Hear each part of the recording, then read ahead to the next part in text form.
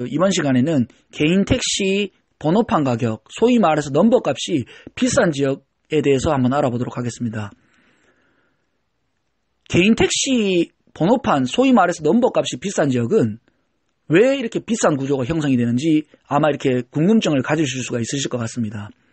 2020년 올해 기준으로 말씀을 드리더라도 개인 택시 가격이 가장 낮은 지역과 비교해서 가장 높은 지역들을 이렇게 비교를 해보면 거의 3배가량 차이가 나고 있습니다.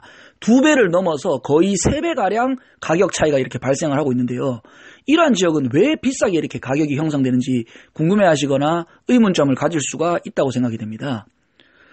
우선 개인 택시가 비싼 지역, 전국에서 좀 비싼 지역으로 꼽히는 곳이 충청도에 좀 다수 있습니다. 충청도 지역에. 대표적인 곳이 세종시입니다.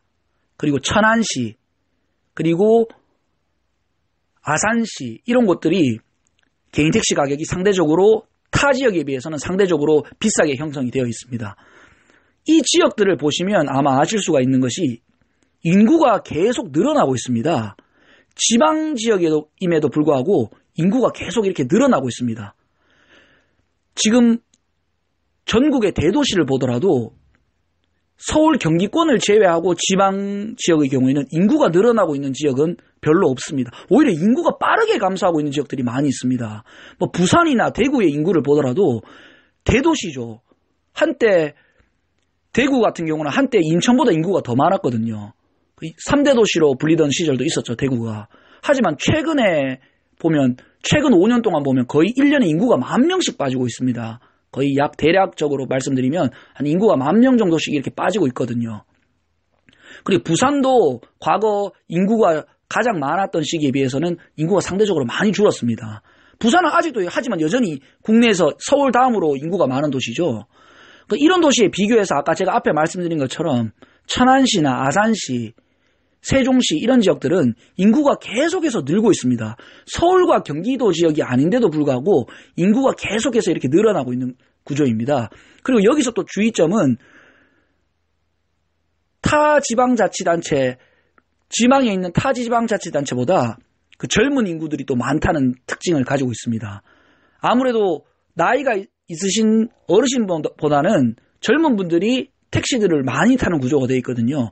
그래서 인구가 늘어나는데 그 늘어나는 인구 중 젊은 인구 비율이 그래도 상대적으로 높은 지역, 이러한 지역들이 개인 택시 가격 번호판 가격이 높게 형성되어 있다는 것을 아실 수가 있을 것입니다. 그리고 이렇게 앞에 말씀드린 것처럼 인구가 늘어나면 그 SOC도 따라서 늘어줘야 되는데 그렇지 못하다는 점도 있습니다. 그리고 또 중요한 이유가 이 대구와 부산의 경우에는 지하철이 잘 되어 있는 편입니다. 지방임에도 불구하고. 대구의 경우에는 3호선까지 있고 부산의 경우에는 그 4호선까지 운행 중에 있죠. 그래서 지하철이 아주 보편화되어 있기 때문에 그 도심 접근, 시내 접근성은 그 지하철 등을 이용하더라도 매우 편리합니다. 하지만 아까 앞에서 말씀드린 지역, 인구는 빠르게 늘어나고 있는데 아직 사회 인프라 SOC 시설이 그것을 못 따라가는 지역들은 이 교통 수요는 늘어나는데 그렇지 못하고 있다는 것이죠. 그래서 그러한 지역들은 상대적으로 가격이 높게 형성되어 있습니다.